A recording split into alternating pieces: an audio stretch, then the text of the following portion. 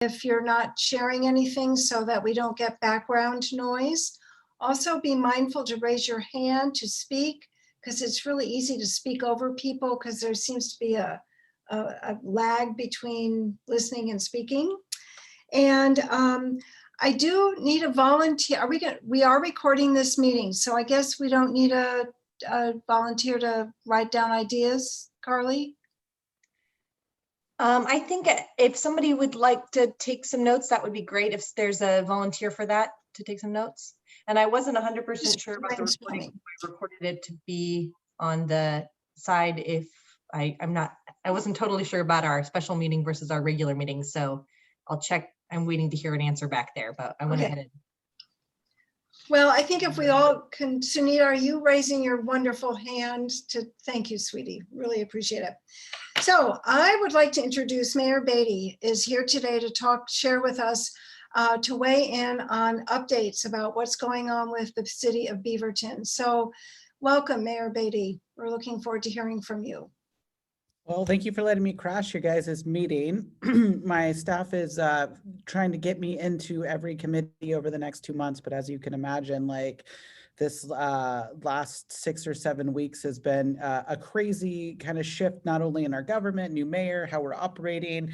I was injured skiing 2 weeks ago and had urgent surgery. And so like went in and had it done. I'm good. Just don't worry, it was knee. So I was totally fine. And I wasn't even doing anything rad. I was just riding in like the groomers, like an old person, and tucked my ski things under my arm and ate it and had to be rescued by a very nice ski patrol young man who ended up living in Beaverton and knew who I was. So it's always a lesson to be nice to people and make sure that they go. And that was super awesome. And I'm super glad I had great healthcare because I got in and out. But I wanted to come and talk to you guys specifically about COVID because it's something I know some of your members came and talked to council about it. And it was a good reminder to me that sometimes we're doing things and operating and not really sharing out enough information. And that is something I think the city, we have a huge learning curve and we have the most growth opportunity in my experience. And my new hope for the future is that we learn to be better communicators and connected. And one of the positive outcomes of COVID, which there's not a lot, but we're able to do stuff like this, be at more places, have better communication with our boards and commissions. And so I hope that some of this, we'll want to have in-person meetings, but sometimes this ability to be together virtually really is going to help more people engage in the civic process. And so I've read a lot of articles about local government in the last 2 months about the immense growth that we've experienced with civic engagement. So just future thoughts for you guys to make sure that we're able to continue some of this work. So COVID is one of the most frustrating things from my position as the mayor because the city doesn't have any chartered public health responsibilities. However, I know some of you on this call, and for those that don't know me very well, my previous work to becoming the mayor was in public health. I was a public health director at Virginia Garcia. I served in the role as the school-based health center director and migrant farm camp director. I was a combat medic in the Army. So my whole career has been about medically underserved communities and making sure we can do things like roll vaccines out. And so I have all of this like professional working experience in pandemic work. And so I've been asking really hard questions of our county commission and our state reps and our state senators. My husband is also a full-time National Guard officer helping do some of the vaccine rollout from the National Guard standpoint. So in our household, it's like we're two ships going down a COVID path next to each other and not a lot of intersect.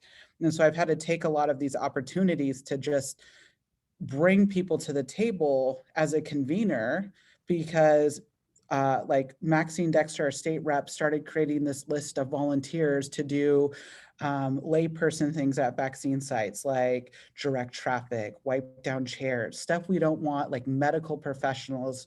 We want them working to the top of their license. We want anyone that can inject vaccines to be doing that, not wiping down chairs in between patients. Nobody in the state was collecting names, yet the National Guard was saying, we want to make sure our medical professionals are doing medical things. And so we need people to do lay people things. And I saw this happening at the same time. So just sometimes like serving as a connection point to make sure that stuff is happening. I am hosting a mayor summit this Thursday. It's not open to the public. It's for the hospital directors, some partners, just this last week, pharmacies started to be able to get vaccines, and we started getting outreach going, well, we have 300 vaccines, but our store isn't really equipped to do that. Like, is there a site we can come do this stuff? So with the absence of there being this like central command doing things, every level of government is kind of operating in their own capacity, doing whatever. We're very lucky as a city. We have an emergency manager that has immense experience doing this work. His name is Mike Muma. He's a military veteran. He's really top tier when it comes to this stuff. And so him and I talk almost daily as requests are coming in. Staff don't really have the ability to go out to a private partner that maybe owns a big building and say, hey, we want to connect you and this grocery store together to do a vaccine clinic on site. And so that's the kind of work, but me as the mayor, like I can call up a Nike and Intel Columbia, something like that, and say, hey, we need a site for a vaccine clinic. Can we come and have a conversation with you? And so that's largely what I've been doing over the last 2 weeks. One of my greatest concerns is we do not have a massive vaccine clinic happening here in Washington County. For many reasons. We have a large hourly working population. So taking off work, going to the convention center, it's really crazy. The other piece of it is I have an 85-year-old, my husband's my grandmother-in-law. It took me 3 days of every hour refreshing my computer to get her to a vaccine site at the convention center. And she has some Alzheimer's, so there's no way we could have her drive herself. And so my husband had to leave work, take her down there, and then she can't walk well. So then my husband's like trying to pull up to the front to get her out, and then realizing like we shouldn't be leaving like our grandmother with Alzheimer's on a street corner in Portland while he's trying to find a place to park. And even though in the screener I clicked she had mobility issue, we were still directed to the convention center, and not wanting to give up that opportunity, we just kind of made do. And the best case scenario happened. She got vaccinated and something terrible didn't happen. Like she walked off and we couldn't find her. So we're living this stress in real time. And so because of those concerns, I'm very worried about us not having a facility in Washington County. I don't want to fight with the state on sequencing, like the order in which people are getting vaccinated, even though I have an opinion. It doesn't matter. They're not going to listen to the mayor of Beaverton. I don't even want to fight over any of that, but I want there to be a site in Washington County. So when your sequence comes up, you know where you can go, because that is one of the most confusing things that you need to be able to, like, I mean, there's healthcare experts working on sequencing, but once we hit general population, healthy, people under 40 ready to go get vaccines, they need to feel confident to say, I know where I'm going to do this, and we can't make it a huge barrier to get there. I have repeatedly talked to the mayor's office and Oregon Health Authority about the digital divide, not only from seniors, but also we know we have an entire population here in Beaverton that has no internet access, because the school district has a map of all the students with 3 or more Fs and a map of lack of internet access. And I'm sure no one would be surprised to know that those maps are almost exactly over the top. And so if you have to fight every hour to refresh a screen to go down to find a vaccine site, and you have to leave your house every time you do that, think about the access point to that. I mean, there's real concerns with people that having a walk-in site could spread COVID. I understand that too. For me, I want scalability. I want a site that has walk-in accessibility. My 85-year-old grandma should not be sitting in a car to be viewed with medical conditions that she has. She needs to be in a chair with a nurse or a professional looking at her. But there needs to be, where my husband, luckily he was vaccinated because of the Army, but if it was him or me, a relatively healthy middle-aged person, like I could sit in a car. So how do we need sites that address every community need and it's scalable? So that's kind of where I'm at and focused right now. I wanted you guys to know, like, this is one of my #1 priorities, because we talk about economic recovery, which in my office here, we don't talk about recovery. We're not in recovery. And there's so many elected officials talking about recovery as if that is what's happening right now. we still have businesses going under. We still have students failing because of lack of internet. We have the lack of vaccine stuff. So we're in the middle of the storm still. So I'm very cautious about using the word recovery.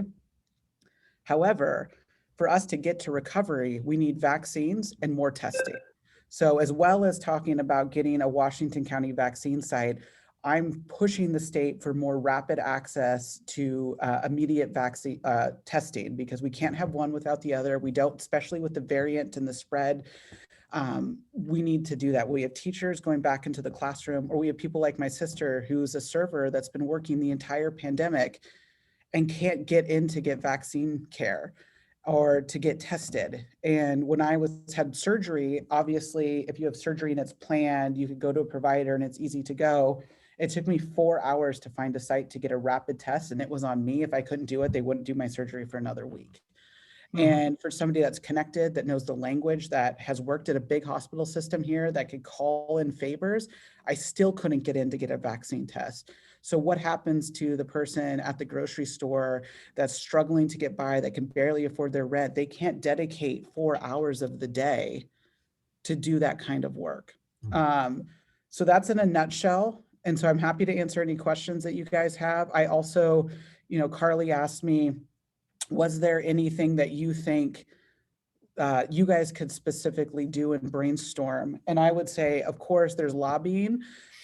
You can call people, but let me tell you, as somebody that gets massive emails, when you start sending massive chain emails that look alike, you're very likely to not garner very much response to that. But I do see that there is a need for connecting our aging residents with IT support and help to do some of this work. So is there some synergy or natural relationships with another committee like Mayor's Youth Advisory Board to do shifts where if you need help getting a vaccine, can we have somebody help, and rides? And even if you have other family, like my husband and I were very lucky that we were able to coordinate last minute to get my grandmother down to the convention center, but my husband worked in Salem and had to drive from Salem to to pick her up here and then take her. So ride connections. I've heard a lot that groups are talking about how do we make sure that our seniors or mobilely challenged or anyone of that capacity has the ability to get somewhere, but I've yet to see a plan of anyone doing that. Can I say something? Absolutely. I just talked really fast and really long, so I'm sorry Really, about that. I am the president right now of the Chinese Scientists, Engineers, and Professionals Association also.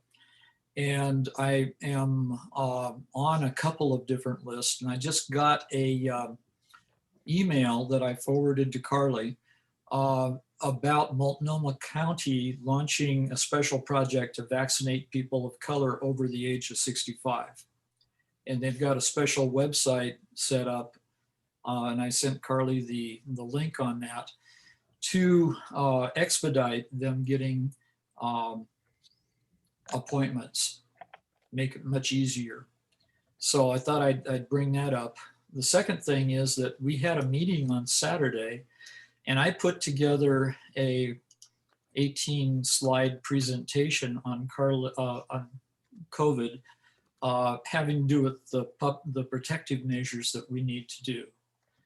And I just sent that link to Carley also. Now, one of the things, let me get down. One of the things that I was talking about on there was that we have to have some information on mental health during this pandemic. And if I can share my screen, I'll show you that one slide. Uh-oh, I can't do it. Well, maybe we'll hang tight on that, and let's see if, thanks, John, for sharing that. Yeah. I think it's set up. If we can maybe just, did you have a question, or do you just want to? No, I was just saying that I have put that together, and I have a long history in the occupational safety and health field. And so I could be a resource on some of that. Thanks, John. Yeah, appreciate it. Suzanne, Megan, Jamie? Do you mind if I go first, Suzanne? Mayor Beaty, thanks so much for apprising us of what you guys are doing on your front. It sounds like you've spent a lot of time getting the infrastructure in place for vaccination sites, but can you speak more to the supply side and how that's going to be set up if the vaccination sites are available? So we unfortunately have zero control over the CDC's supply. That's the most frustrating piece about kind of all of this. However, I have the utmost confidence in the Biden administration. We know it's coming, right? It's just not on the timeline that we want it to be right now. And so that's the really frustrating piece. But for me, we need to be prepared to, like, we already got a 20% uptick in dosage this week. We did for us, the state, not me particularly. And so, like, how are we prepared to receive that? We've also heard from the major hospital directors that if we were to, on this current path that we're on, it would take all the way through the summer to vaccinate people if they were just using the facilities that are there now. And so we have to do this massive planning to be ready for that. But the way that the infrastructure works is that it has to come through a medical provider or designee that OHA has. So like the city can't request vaccine. So we have to partner with a medical provider that can demonstrate that they could keep the vaccine correctly. So like we're gonna, like right now, a lot of them are being done by TBF&I, our fire department, because they have the infrastructure, the refrigerators they need to come, or the National Guard is mobilizing to do that work. And so what I do is basically partner facilities with a medical provider to have those things happen. And then there's agreements between the two. And so having done that vaccine rollout at Virginia Garcia, obviously not for COVID, but for other vaccines, it is a really like challenging thing. And so we want to have as much quality control of those people doing it. Some of the concerns that I have is around like pharmacies that aren't used to doing clinics outside. So I'm partnering those groups together so that way we don't have to learn lessons or waste doses. Hey, Suzanne? I just managed to get both VARs. It took me probably 20 hours to come back all the time and refresh the websites. And I'm sure some of you who are trying know that you have to go all the way through your information again before you can actually look for an appointment. I also I received a thing from Orinda, California, one of the places like Viva Village down there. And I know that Viva Village has not done a lot. They have taken people to get vaccine, et cetera, but they haven't like set up a place where you can go and get one in general. I'm just wondering, Lacey, if they ever want to do it, can they put together something where somebody like me who's given, you know, I mean, I'm a nurse who's given thousands of shots, you know, could actually just go and give shots. You know, I'm fine with doing that. I'm still licensed, et cetera. I want to work at the top of my thing. I don't want to do something that isn't, you know, as you said, but there's that. And then people also like me, I was also a home health nurse, can go out into the community once we get the order and give the injections there. I mean, it takes literally about 30 seconds, if that, to give it. And then you have to wait, of course, 15 minutes because et cetera. But there are things that we could do. I mean, they wouldn't hit everybody in the whole state or something, but I think there are things that we could do. I'm going to discuss this with Viva Village too, and talk to them about actually putting together a clinic where people could come and get their, apparently they did that at La Miranda, and it worked out very well. So anything that we could increase the access in this. Well, there is a medical reserve corps here in Oregon. And so I too have given probably over 10,000 vaccines. And so I'm going through trying to figure out how can I recertify myself to go in on a weekend and do it. Yeah. So I think the other thing that might be interesting for you guys to consider is that all like stuff like this is happening, but like people don't know. So could you create a one-sheet document or something like that? Because like there is the capacity, I can connect you with the Oregon Nursing Associations to work on they have to research, obviously, you know that you've worked in the field, and just demonstrate that you could, vaccines are literally the easiest part of healthcare. You just poke it and go. And so, you know, you could restart in 5 minutes. So I think that is already existing. And we're working on plans right now, like, residential facilities or senior plus facilities. The county is working on doing some of that work now. I've been talking with the mayor of King City, which has a much larger aging population than anyone else, about how do we do like a mobile clinic and just kind of go street by street. And so I think all of those plans are kind of happening at one time, because everyone's focus is to get to herd immunity as fast as possible. And so, Well, how does a person like me get to know what's happening and say, hey, I can be a part of that? Because Yeah. I've actually called up the Oregon Nurses Association and said, you know, where can I fit in to help out? Well, they don't have anything right now, kind of thing. And so it's been very frustrating. It really has. I would love to be a part of something that I was actually going out and doing. yeah. That would make a difference. Well, let me find it's Carley, like the best contact for me to you guys. So let me work on trying to figure out how you re-register in the retired medical corps, because it's That isn't something hard. I would be able to do that. Yeah. of course, but like how to like actually connect you to them. So let me Right. figure, I will work that out. So That'd be great. Thank you. Chris. Hi, Yeah. hi Lacey again. I'm not actually a committee member, but I'm kind of vocal. And so since I was called upon, I will say just a couple of things. First, thank you so much for your public health background and your thoughts on that. And I'm actually going to testify at the House subcommittee meeting at 3:15 today on many of the points that you just raised. But I've had this idea and I can't get an answer from anybody, and I bet that you can. And I'm talking to you, Lacey, and that is with the Beaverton School District, they have vaccinated their bus drivers in group 1. And we all know that they are not actually up and running yet in terms of, you know, getting kids into the classroom. So is there some way that we could talk to them or find out if there could be some sort of agreement to share a piece of the bus drivers and their accessible buses with these, you know, to provide rides for people that need it? I can't get an answer on that. I think somebody should ask that knows the system and knows that. The other thing is, you said that you don't know of anybody that's actually trying to put rides together. And there are a couple of grassroots things happening. There's a partnership between 2 nonprofits that's just getting organized, but their whole concept is to assist the seniors with getting the appointments and then assist them with rides to the appointment centers as needed.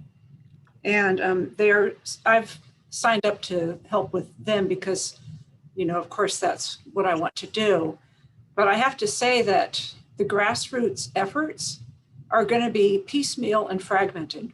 And if we don't get this happening at the statewide level, or at least at the tri-county level, people are going to get left out.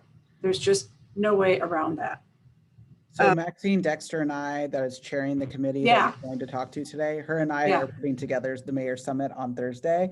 Awesome. And her and I know each other from our public health background, and she's of course a doctor at Kaiser Permanente. And so I wrote that note down, but when you say it today, I'm sure it'll come up with us again about the bus drivers, because what's hard is none of the vaccines are mandatory. So then trying to figure out from we've had this question of our own police department community asking me how many officers have been vaccinated and can we know? And because of like public health records, we can't. we can't tell people and we actually can't ask. And so that's been a challenging piece. So let me follow up on that, because we also have this HIPAA, FERPA, which is like legalese for like protected healthcare information. And then school districts are even harder because they have an additional level of security called FERPA, and how those two things interact are very challenging as somebody that worked in healthcare in a school district. So let me follow up on that one. And I would say if there's nonprofits, like if you want to point them to me, I'm kind of organizing the Washington County mayors, and it would be helpful to know. Okay. Bev and then Megan. Just doing an update, and as I had committed to doing. And so I've contacted a number of agencies at the state level and at the county level, and then monitoring what's happening nationally. And those have been the OHA COVID Advisory Committee, the sequencing. And then I contacted the Oregon Healthcare Association, who do in-home, they provide in-home service to the elderly and to other people with disabilities and in need of such service. And then monitoring and reading the national and the White House COVID briefing just occurred on TV. I have not watched it, but I have recorded it. So if there's anything new there, except that I can say, because of Texas the previous week, that this week they intend to have all of the vaccines that were not provided last week provided this week in addition to. So I agree with the mayor. They are really working to get these vaccines out as much as possible. I did make a contact with Adrienne Donner, who is the Public Health Emergency Preparedness. You probably know her, Mayor. And she also does the emergency medical services. And one of the things that she responded, and one of the things in doing this that I found out is the bad news is there simply are not enough vaccines. And that's just an outright fact. It doesn't matter who you are, how old you are, or what's going on. There are not enough vaccines. The good news is that I found out everyone, from local individuals, providers of service, agencies, state level, they're all concerned about this. They understand it, and everybody is trying to get information coordinated to meet this need for the elderly population. They realize that the significant problem is to get the vaccines to those elderly people. And they're working and in the process of working with Meals on Wheels. Many of these agencies who provide services can provide information, but do not know how to provide support in getting these people to where they need to be or scheduled for vaccines. But evidently they're working on that. And as you probably already know, the local pharmacies, there's 9 Safeways, 3 Costco's, and the Rite Aid is in process. The county is working with them to also be a provider of vaccines, which will be really good. Also, side thing is the Rite Aid on Walker gives free COVID testing. You have to call and schedule, but they're free and all you do is call. So that's a new, well, it's not new. They've been doing it, but I think few people knew it existed. Hey, Bev, Bev, I'm just going to pause you for just a second because the mayor can't stay with us the whole time. Okay. So I was just wondering if you could pause some of the updates for just a moment. Yes. And that way, if you had a question for her, and I know Megan and Sunita might have a question as well before she has to leave. The only question I have for the mayor is the city emergency manager, and I think that's Michael Mooman. Is he involved with the county? I was told that the county does work with them. Yeah, so the emergency manager structure for the state is it goes from city to county to state. And so it's like 2 forces. So Mike can handle the technical side, but not the political side. And so him and I work quite well together to kind of assess out like, where is it best for me to call? Where is it best for him to call? And so he's probably, besides my chief of staff, someone I talk to the most right now. And I talked to him 4 times yesterday on a Sunday. And so And just so you know, it's actually not all, most cities don't even have emergency managers. My friend is the newly elected mayor of the city of West Lynn, which was the hardest hit city in this last ice storm and had no emergency manager. The city opted not to have one. And so what part of the problem, what's been taking so long to get like stuff removed and all of that is the lack of the emergency manager. So just know, like, our city invests, and we've expanded that office even prior to this. And we do a ton of planning, not only for Cascadia. Obviously, this was on no one's bingo card, a global pandemic that shuts everything down. But we tabletop a lot of exercises. And so I would say, once we kind of get this COVID stuff, if you guys want to know more about like our emergency manager system, because what we've seen now is we're all really vulnerable when things like this happen, that might be a future meeting. You guys could ask him to come and attend and hang out with you. Do the emergency managers across the county meet on a regular basis? Yeah, they sync me good. a couple times a week. And it's also, it's the only way to get emergency aid is through like this very specific channel. And so like, you know, if you see the National Guard coming in, like the mayor can't call the governor and say, hey, I want the National Guard here. I have to use the emergency manager to go through to FEMA Region 10. And so there is like a very, and it's also to eliminate political bias and will of like things going where somebody likes. And so we in this state have opted to move emergency management out of political purview. So would they be a excellent resource in coordinating any efforts that we might come up with? Yeah, and so I would say, but like, you know, you guys, I think if you had at the end of this created a white sheet or some kind of stuff, Carley could work directly with me and my chief of staff, and we could assess out like where in the organization does some of this stuff go or need to go, and then we could kind of report back. But yeah, Mike Muma is like working 65 hours a week, because not only is he doing the emergency management, he also like, we're upgrading the HVAC system in City Hall. So I'm in City Hall right now. There's not a lot of people here, which I feel safe, but as we enter more people, we need the HVAC system to exchange air at a rapid pace. So he helps manage that stuff. He also is managing all the vaccines for like our police department. And then as our population becomes eligible, he's doing that work as well. Plus he runs the biggest CERT neighborhood response program in the state. And so where you're seeing a lot of our at a vaccine site, if you were to go to one locally, you would likely see a CERT volunteer as some of those lay people volunteers that are helping do. And we've invested in that program probably more than any other city, but now we have this entire force that supplements everything that we're doing. Thank you. Hey, Megan. Thank you. Mary, I just wanted to say thank you so much for being able to join us today, and for all of your background information. It was really great to hear what you had to say, specifically regarding your grandmother-in-law. And so, I don't know, it was just really helpful for me to hear that from other people besides people who I live around. So thank you so much for that. I really, really appreciate what you had to say on that. And I understand that it's frustrating and difficult. But I did, Bev touched on it briefly, about Costco being a potential facility for a vaccination site. Do you know anything further on that? If like that's happening, when that's going to be up and running, or if you know anything about that? I don't know anything about Costco specifically, but I do know they are slated to get some. The other piece that I actually have been working with logistics at Nike is working with logistics from Starbucks.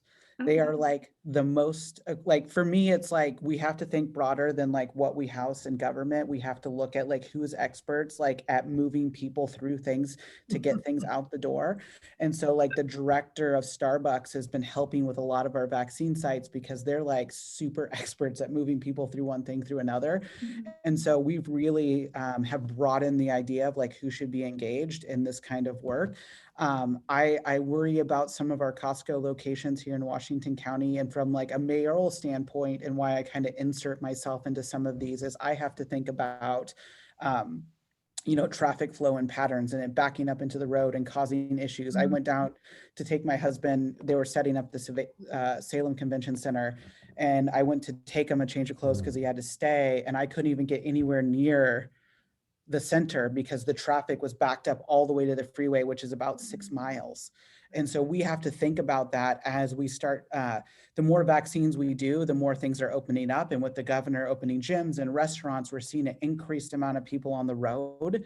So those things are like acute, like in my mind all of the time, because what we don't want is unintended consequences of like causing a traffic accident or backed up into a neighborhood. Because like, let me tell you, the number one thing people call and complain to me about is traffic. So we're thinking about those things, but I don't know. And potentially what I'm hearing that I think the city should start doing is more regular updates to the community as a whole about, as we, you know, we can't control any of that, but we can serve as an information source. Gotcha. That's great. Thank you. And just a quick follow-up with that, when you were talking about Starbucks, and yes, I totally agree with that. They are very good at moving people through situations and taking care of their own.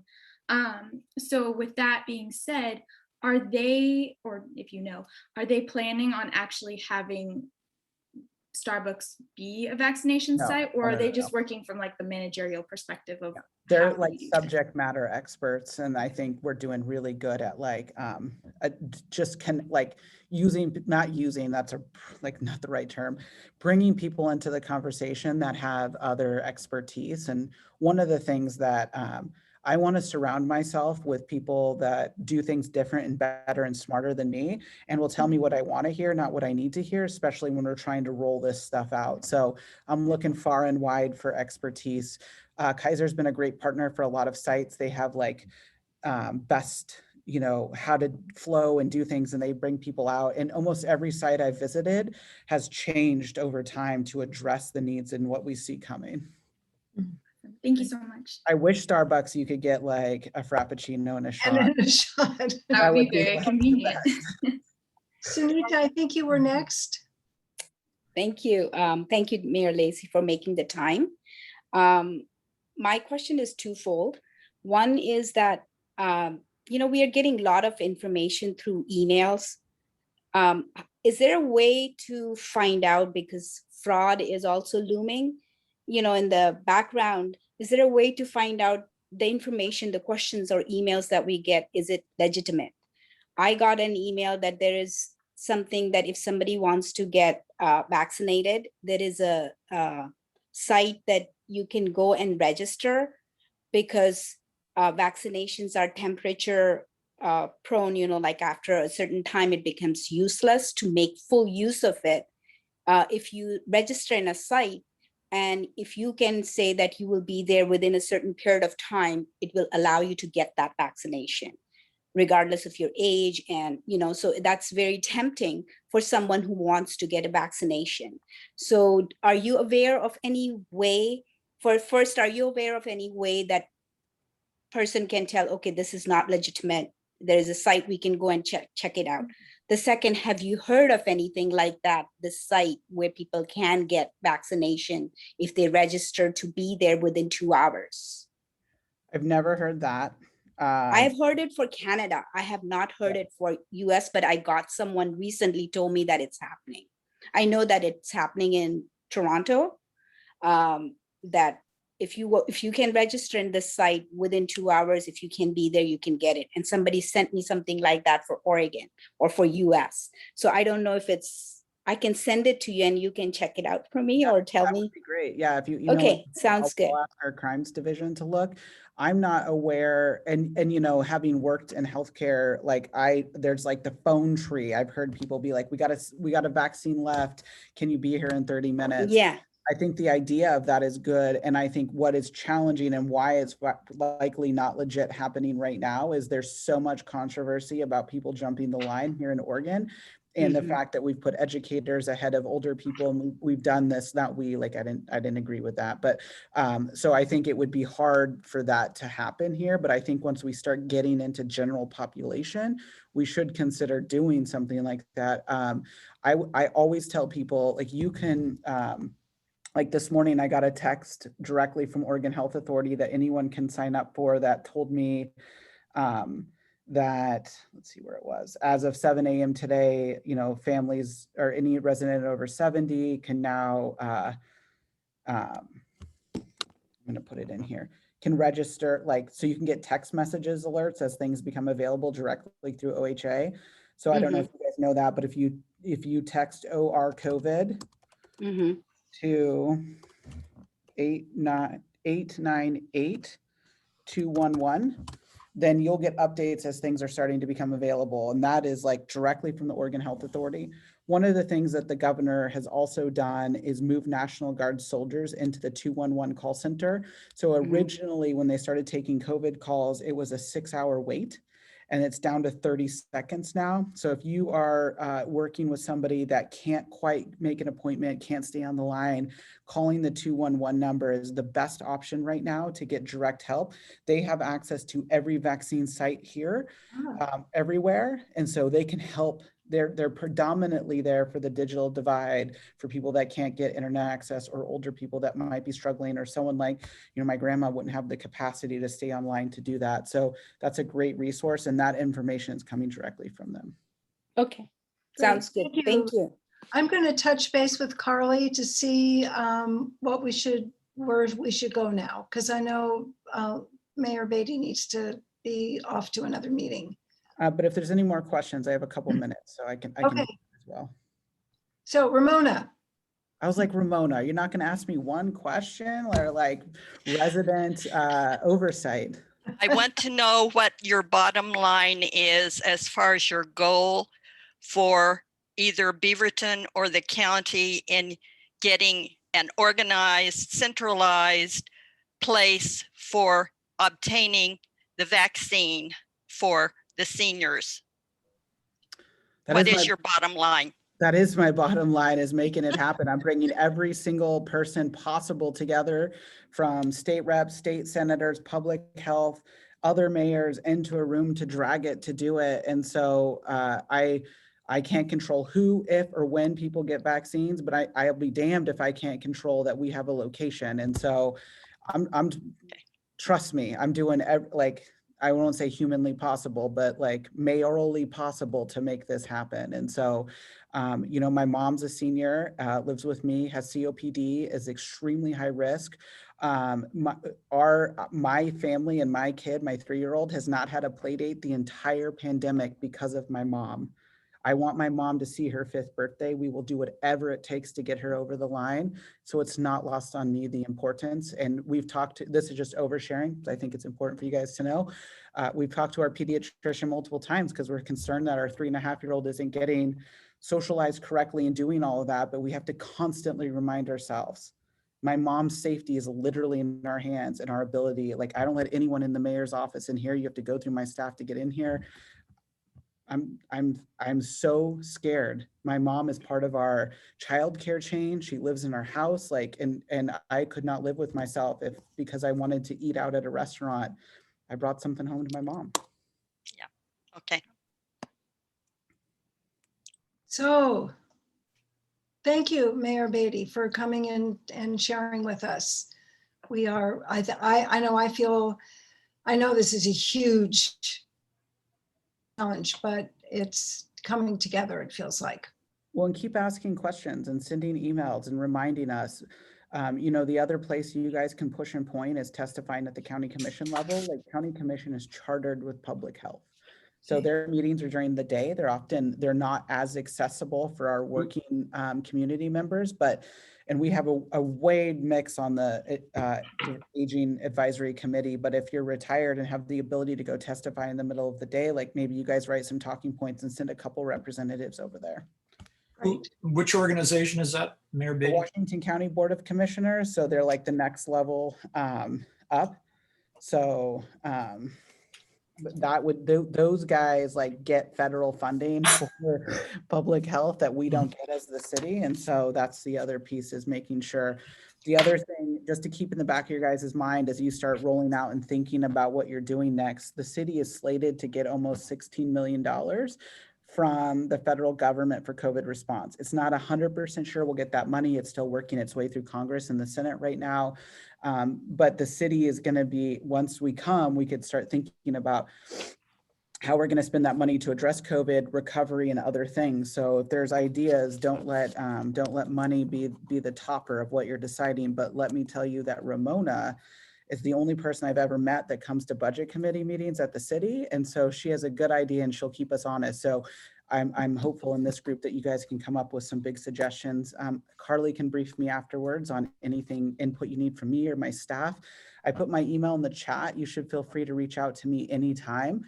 I usually check emails at 5 in the morning, so don't be alarmed if you get an early morning email from me. That's just when I have time to do it with my kiddo. But you know, our office is available to help you guys with anything you need. I appreciate, and I want you to know, like, I started my role as a city councilor as a volunteer on a board and commission. I know the kind of commitment it takes to not only just serve, but have these special meetings to make sure that your voice is heard and relevant. I also teach boards and commissions how to do public testimony. So if you need some help with any of that, if you're going to the state legislator or county commission, we can come and help you have your points get across the best way. And I will tell you, the best way to garner elected officials' attention is directly in a meeting where they can hear or see you. Emails are good, but they're easy to ignore. Yes. Yeah, this is John. I'm a retired industrial hygienist, and I sent you a couple links, and I sent everybody else a couple of links to the Industrial Hygiene Association's Back to Work Safely website. They've got specific instructions for specific industries for returning to work in a safe manner from COVID-19. Thank you for that. I work directly for an industrial hygienist in the Army, so I'm probably one of the few people that actually know what that means. Very good. Thank you, Mayor Beatty. Awesome. Thank you, guys. Have a good afternoon and good luck with the rest of your meeting. Thank you so much for coming. Okay, Carley, what's next? Carley and I are co-facilitating our meeting, and I meant to share that with you at the beginning, but I forgot. Well, I guess maybe we'll just start with any thoughts now that you've all heard. I mean, that was a pretty robust conversation. So maybe we'll just start with some thoughts that reflections on what you've just heard. Maybe we start there. That seems like the logical thing. Bev? Needed to unmute. Can I complete my? Oh yeah, absolutely. Yeah. And thank you. I'm sorry, I didn't mean to cut you off. I just wanted to focus on questions for her and then figured we could continue. That's okay. That's okay. One other thing, and the person I talked to is the supervisor in the county of the public health emergency preparedness and the emergency medical services. She was excellent to talk to and was most helpful in giving me information. So going on, I said that Rite Aid, they're in the process of getting Rite Aid involved and giving vaccines. And if you do any of the Rite Aid, if you go there, you'll find out that they've been giving vaccines for quite a while. So they're well prepared to do that. The other thing the county is doing is that they're trying to put together home delivery of vaccines to the homebound. And that, of course, would be good, but that's also a difficult thing to coordinate and to actually get in process. You were talking about the retired medical personnel to give vaccines. Don't forget, there is the federal COVID team is looking at that, and they've already initiated action from their level down to the local levels and have approved, I can't remember how many people at this time who have come back from retirement to do just that. So more should be coming forward on that. The additional thing is if you, and I find that the county website, the COVID is excellent. They just updated it this morning, totally different from the one that was there last week at the end of the week. Answers a lot of questions, and it talks about I need help with transportation to get my vaccinations. It gives information for people who are in the Oregon Health Plan, plus people who are not in that. They give the telephone numbers and the agencies providing it. And there are also other additional resources here in today's. If you have questions, you call this number. It gives that 8989 number or 898-211 number. It also gives another number, and actually it gives that number again for TTY. So there is really a lot of information. And the current prioritized phases and important updates is in there from today. So that's an excellent resource for information. And they share that, they update it as often as 2 times a day. Once the information is confirmed, then they put it in and will update that. So that is an excellent resource for anything happening in the county. And again, I found Adrienne just a fantastic resource. She was so pleasant and so anxious to share. And she did say one thing. She said, I said, well, how can we help?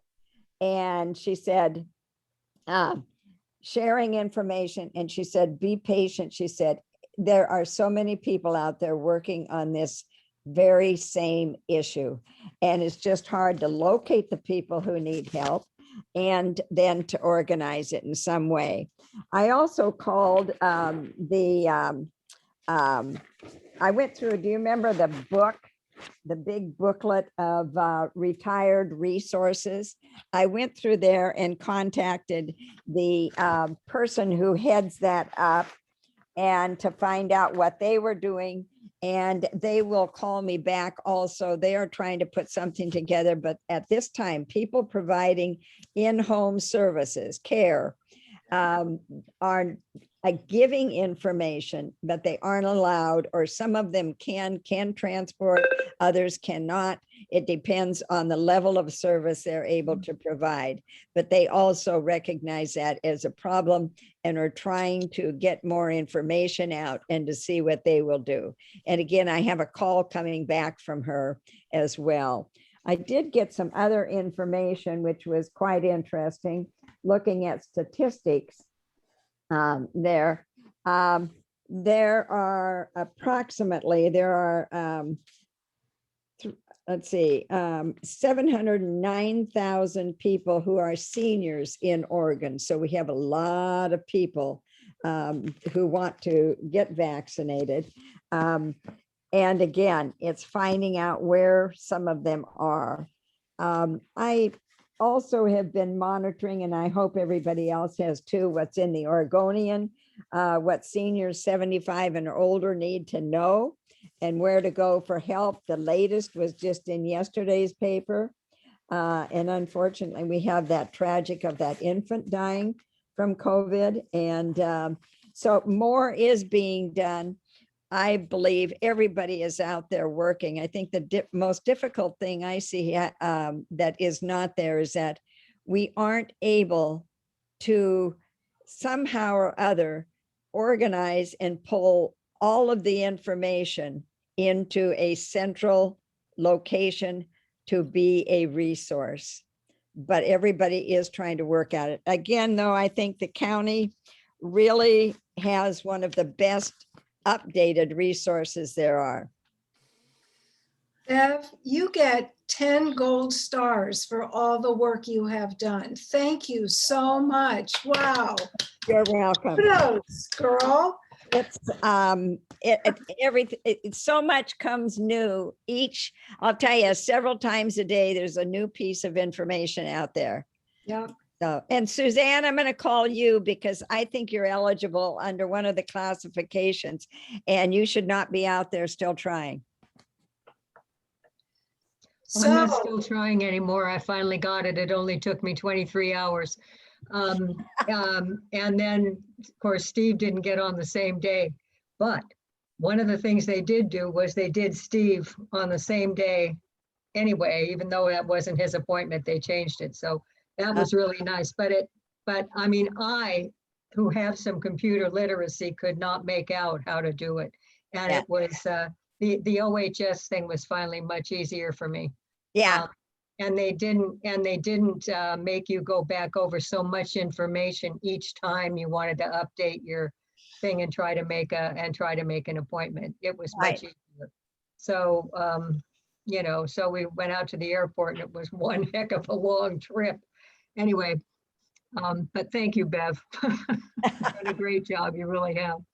Okay, so Carley, let's regroup here. We've heard a lot of information, a lot of input, and what is in our neck of the woods, in our That's somewhat up to you. I mean, there's been some really great information sharing from Mayor and from Bev. So thanks, Bev, for all of that. And I guess, so really it's just a chance to open up now open to the floor on thoughts on where you are thinking some next steps can be, and or, yeah, so what's coming up for people now that you've heard a lot of information and a lot of ideas. We did lose a couple of members that couldn't stay for the whole call, but I think there's still an opportunity to brainstorm a little bit with what you all are thinking about some next steps, either for the role for the BCOA specifically to be able to do something, or Even for oneself as a volunteer somewhere. Yeah. right, Yeah. or So something. Megan, let's have you have some time here. Thank you. I think Mayor Beatty brought up a really good point about, and Chris, I believe that you're doing this this afternoon, if I heard correctly, but going and testifying, and I would also like some clarification too, if possible, for the, at the Washington County Board of Commissioners, and kind of just pleading our case as to what we're thinking that we're needing. So the transportation that we had talked a lot about, what we can do about making the process a little bit easier. I know that we can't do anything, but just bringing that up to the Board of Commissioners, I think would be really great. And I'm really glad that, Chris, that you're doing that or something along those lines this afternoon. But I was wondering, Chris, if you would be able to kind of share a little bit about what you're going to be doing this afternoon, so I can have a better idea of what's happening, if you wouldn't mind. Oh, I'd be happy to. I just spent all morning taking my 10-minute manifesto and streaming it down to 3 minutes. Really hard, and I've gotten no work done today. And I'm a nervous wreck. But what I'm going to talk about is a lot of what Lacey was mentioning, which is the digital divide in terms of the seniors. The challenges that I see it as an equity issue for senior citizens, because the less money you have, the more likely you are to not have the internet, etc. And I also see that it's also a BIPOC issue, because there's people that are going to be in both groups, and this problem is not going to go away after the seniors get vaccinated. It's just going to continue as long as we have a technology only effective solution. So I'm going to talk about the challenges, equity, also about identity theft risk, because desperate people are sharing information that they shouldn't be with complete strangers. Those are the challenges. And then I have like a little 3-part quasi solution, from my level here on the ground. But essentially we need a statewide response. And I think that we need to, number one, send out a postcard mailer so that seniors have a piece of paper in their homes that tells them who to call, what websites they can use. TV, internet media is all great, but it's fleeting, doesn't stick around. So I'm pushing for that. I'm pushing for the 211 call center to continue expanding, and to think about whether or not they can take that to the next level and engage in the transportation side of things by at least making the first contact with a transportation resource for a senior that can't do this on the internet. And then the third piece is the transportation side. And I mean, they have Ride Connection is in place, TriMet Lift is in place, but I'm going to suggest, the concept of the school buses, until somebody tells me that it's impossible. I'm just going to keep throwing it out there. And I'm really happy that Lacey is going to talk to Chair Maxine about that idea. So that's kind of what I'm going to do today. That's wonderful. Thank you so much for sharing all of that. I'm really excited that you are going to be doing that, and I hope that it goes really well. The little bit that you gave us right now, you were very calm and collected, so you're going to do great this afternoon. But yeah, thank you so much for sharing that. I think it helps me to understand a little bit more of what we could maybe do as the BCOA, and if anybody wanted to nominate themselves to be able to go and do something like what Chris is doing. I know I'm saying it and I can't do it because I have school, and so unfortunately I won't be able to do it, but I think it's a great idea if we could figure out a way to have a few Yeah, you know, the topic today is seniors' experience in accessing the vaccine. And if one of you, like I think it was Suzanne, with the 23-hour struggle, if one of you were to just to get up and tell your story, that, you know, as Lacey said, get in front of people, don't be afraid of the camera. I know my lighting's terrible, but you know, you just got to do what you can do. And, Yeah, and it's people all, are it's moved all by online. stories. And it's all online too. You don't have to go someplace. Right. Yeah. So I think what we really need to look at is what can we really do? And to do vaccine dissemination, that is outside of our purview. It needs a medical thing, but we can help in figuring something out, I'm sure. But it's what are we all going to do? Where are we all going to participate? And maybe we don't have one direction we go in. Maybe we have people doing one thing or another. I don't know. It feels quite large. My thing is I'm going to go to Viva Village first and find out if there's any desire there to put anything together that is a little more directed than what they've done. My other thing is I am a AARP advocate already. And so I will definitely call up and advocate and tell my story. I have a tendency, you will know as you've known me longer, to talk too much. So I really want to hold this down and be very on point, but really it's ridiculous to have that sort of thing happen. Mine was just a fluke. My computer was all screwed up, etc. But that doesn't matter. That does not matter. It's your experience. No, it was my experience, and it was I could just imagine every time it happened. I could just imagine other people, and I used each website to see. And as I say, I got some ideas from there too. And if I know what to say, and I can say it. I will say it. I'll definitely do that. Would you be able to go to the meeting this afternoon? I can't go today, Martha. I've got. That's fine. I've got five people this afternoon to try to put on appointments. Fine. Not available. Yeah, Beverly. Are you saying going to the meeting? Are you talking about the state legislative? Yes. Okay, Yeah. I'm going to be viewing it. Okay, I've not signed up to testify. I have the agenda and I will be viewing it, but I will not be participating in it. No, okay? I'm not participating this time either. Yeah. But yeah. I'm going to be doing it because they, right at this point in time, they really should be hearing some of this stuff. I just thought originally that it would be really important if actually Beaverton got behind some of this. And I'm so glad that they have. Yeah. Well, what if, number one, I will continue to monitor what the county is doing and what gets in place when. Again, I would really suggest that everybody get that website and check it daily, because if nothing else, we can share that information with others. The second thing is to find out what about contacting these in-home providers and Meals on Wheels and seeing if we can't coordinate something that we can put together a team. And while they may not be able to assist that person, if that person gives them their name and contact telephone number, that we put together a team that will call them, help them through the process online, help arrange transportation, and walk them through the process.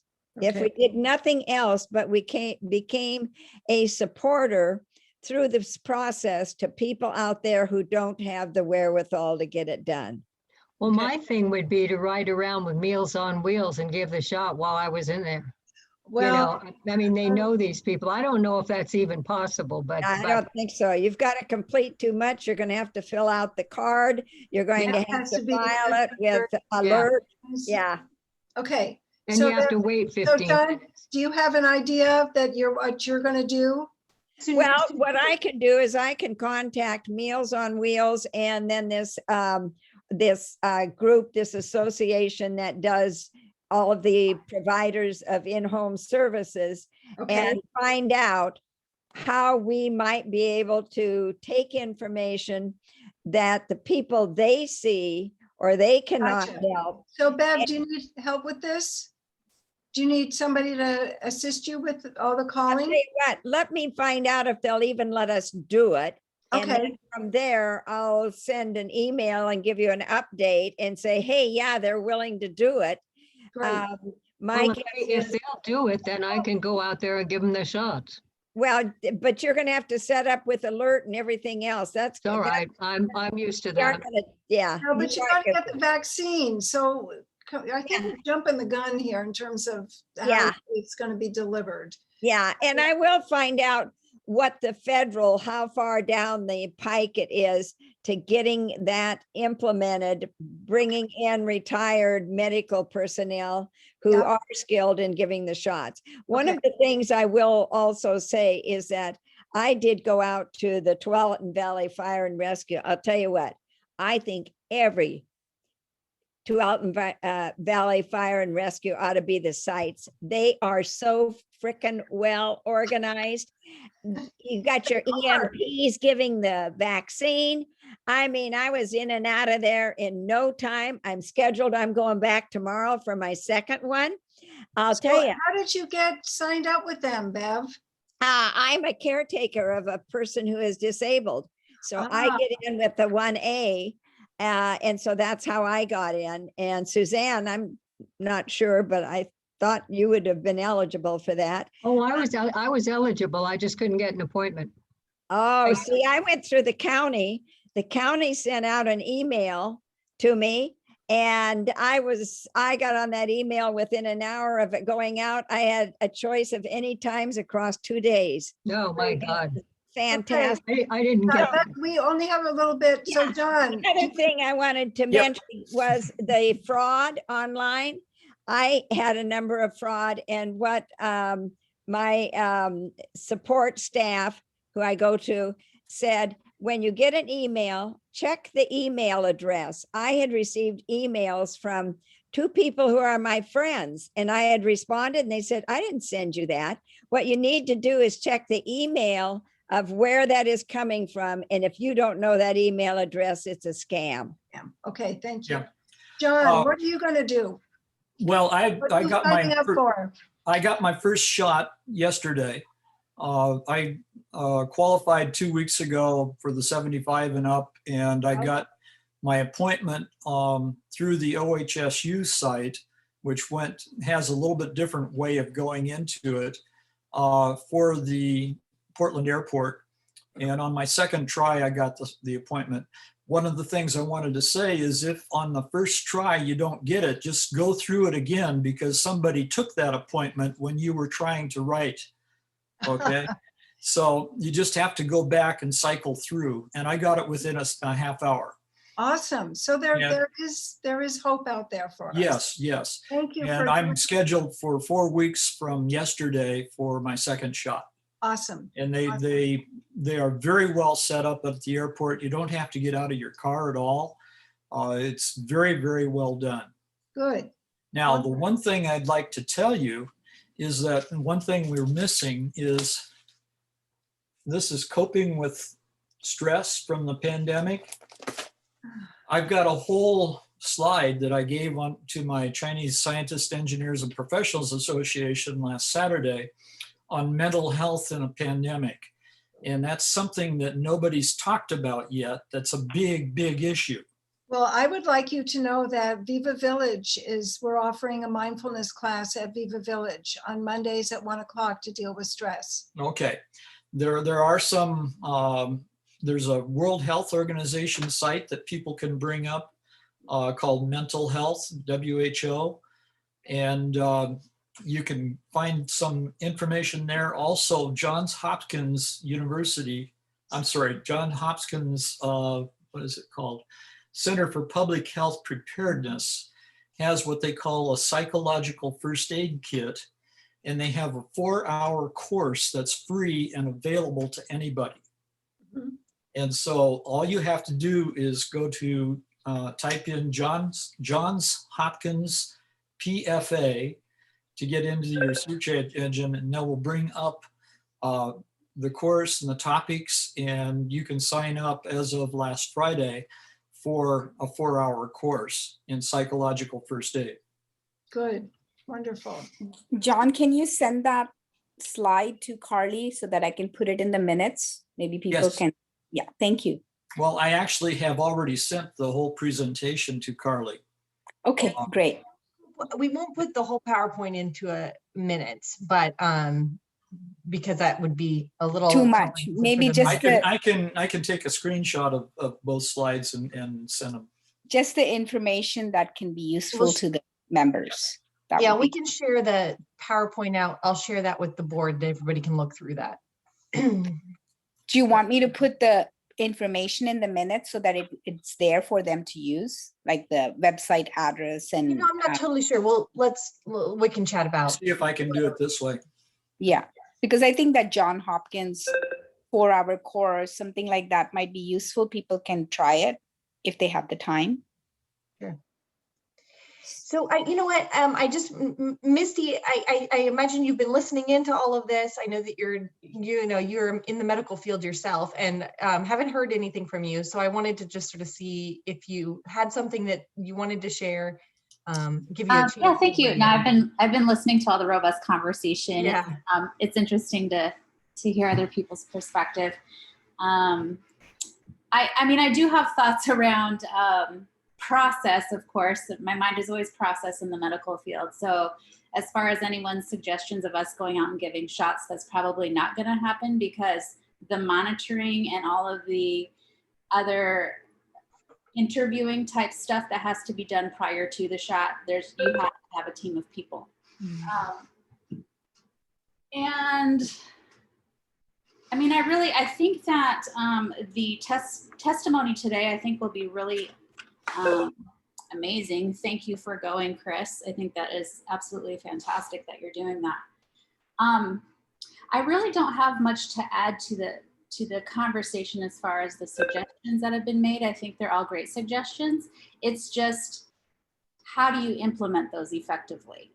And how do you get everyone on the same page so we're kind of moving as a group instead of several different directions? So I hear good ideas. It's just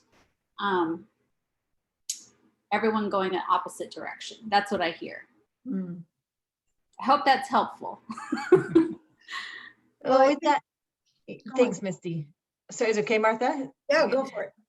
I mean, thank you, Misty. Yeah, and I think that's part of it when it's such a complex, challenging topic, right? There's so many pieces to this, and there's so many efforts being made in the community, and hearing from the mayor all of the pieces that she's working on, and the BCOA historically, we have new members joining us, so it's like there's a lot of pieces to this and figuring out what to do.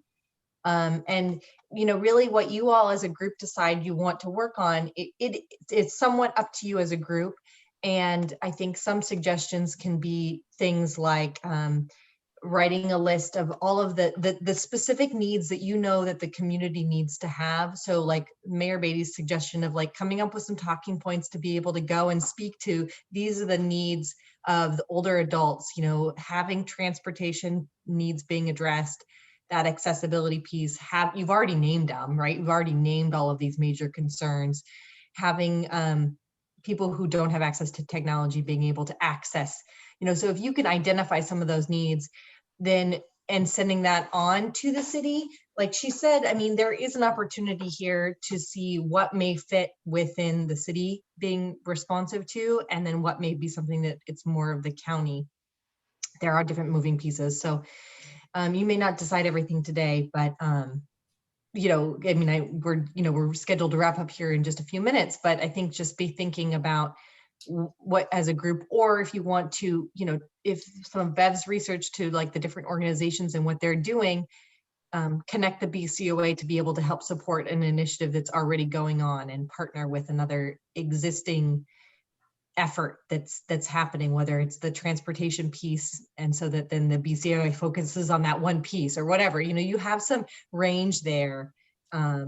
It's just trying to get all of those ideas out there so that you have a chance to be able to think about what's really where the area you want to focus on. Right. And it feels like there's so many different pieces, and trying to attend to every different piece is really quite overwhelming. And I agree with Misty. We don't have control over giving out the vaccine. That does have to come from a medical group of organizers, or whatever they want to call themselves. So we're coming down to the close. Any other good for the order? Okay, Bev? And that is, you know, you asked if somebody else could do something.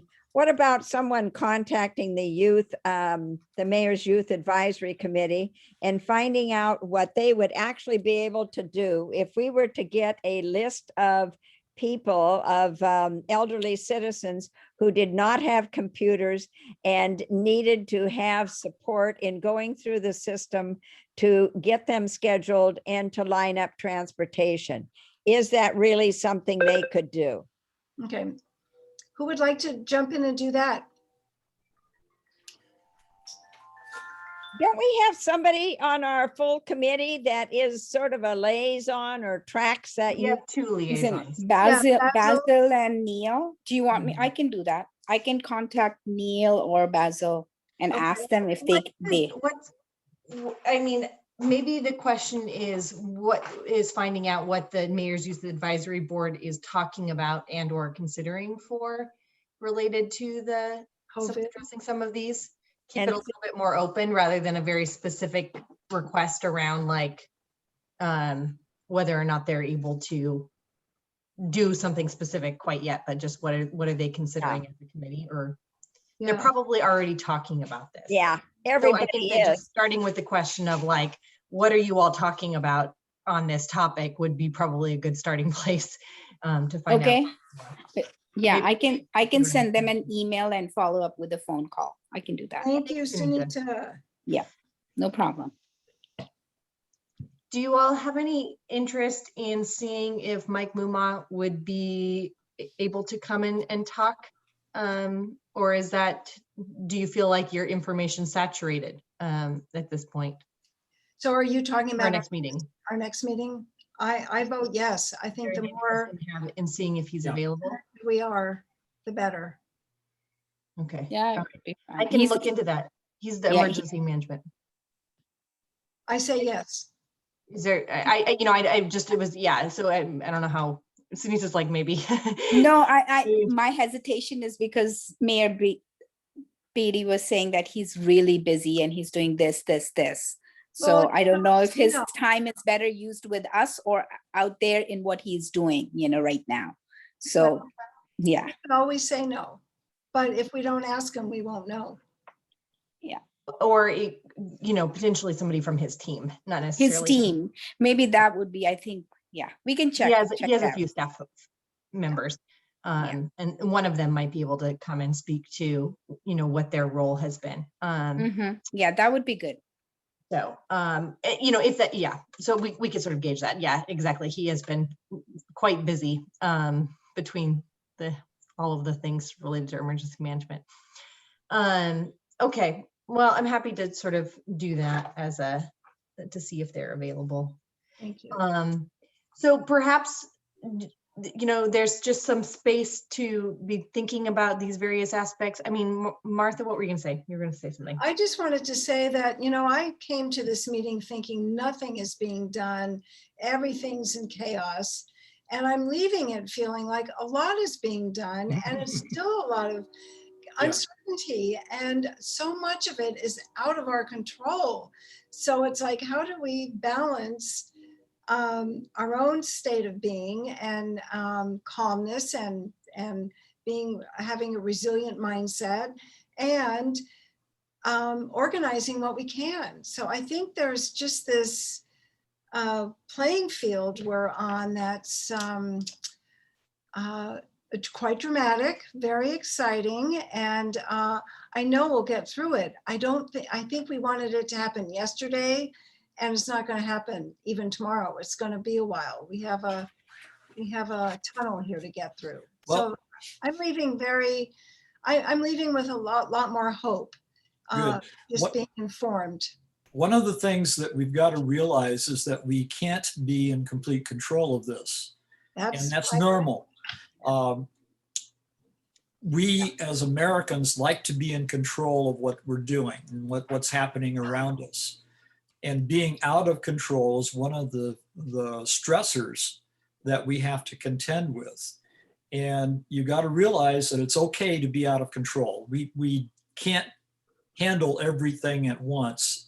And there's a lot of people, there's some good government people that are doing some really great things right now.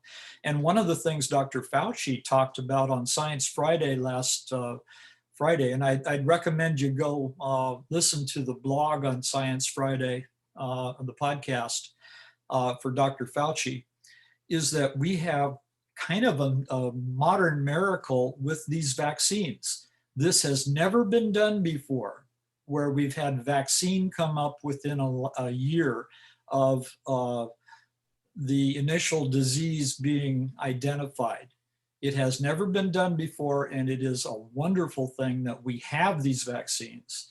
Getting them is a frustration, but we can't control everything, and we're trying our darndest to get it out to everybody. Amen on that one. And for anybody wanting to learn more about stress and mindful meditation, Viva Village, we're putting on a class on Mondays from 1 to 2. So yeah, I'd like to point out too, I just sent to everybody a couple of notes on mental health. They were talking about keeping informed, have a routine, minimizing news feeds, because news feeds are almost always negative. Okay. Crazy. Yeah, and they can. Social contact is important, like this social contact. I talked with my son and daughter-in-law in Seattle last night. Those are important things. And then alcohol and drug use, minimize it. Screen time, be aware of how much time you've got on the screen. And social media, and this is kind of interesting. They were saying promote positive and helpful stories. And we've got so much negative on Facebook that it's good to see positive stuff coming up. Thank you, John. So I think we all have something to ponder, to take away, to get engaged with. And again, thank you, Sunita, for being our minute taker. Really appreciate it. And Chris for going to the meeting today, and Bev going as a listener to the meeting today. And Suzanne, you're going to touch base with Viva Village. And John, you gave some really great ideas for mental health. Viva Village is definitely there as a support for all of us. So I'm calling the end of the meeting. Is that a good time to do this, Carley? Yeah, does anybody, yeah, I think you can, yeah, go ahead. Okay, any move to close the meeting? I so moved. And a second? I second it. Thank you. Well, there are lots of I have seconds. to remember to vote. A vote to close the meeting. All in favor? Aye. Aye. Thank you all. Yeah, this was So, good.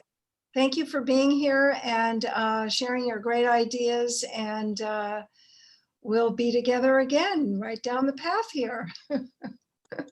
Awesome. Thank you, guys. Thank you all so much for doing this. And then Ramona, once this is thank you. uploaded, we'll send it out. Thanks, everyone. Thank you. Bye-bye. Bye-bye. Bye-bye.